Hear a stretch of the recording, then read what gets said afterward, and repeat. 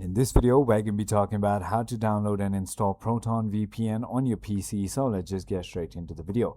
Open any browser that you prefer using and simply go ahead and search for Proton VPN download, just like that, and click on the first link, which is going to be protonvpn.com/download. Simply go ahead and click on download for Windows and choose whatever it is for you. And once you've done that, as you can see, it's going to start downloading and installing onto your device. As soon as your installer is downloaded, all you need to do is simply go ahead and run the installer. So let me just go ahead and show it to you guys.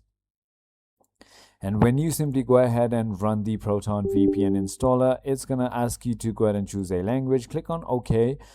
You can simply go ahead and select which folder you want to have it at, and then click on install. And as you can see, it's going to start installing onto your PC. It is as simple as that. I hope this video clarifies everything for you. If you have further more queries, feel free to comment down below, and I'll see you on the next one.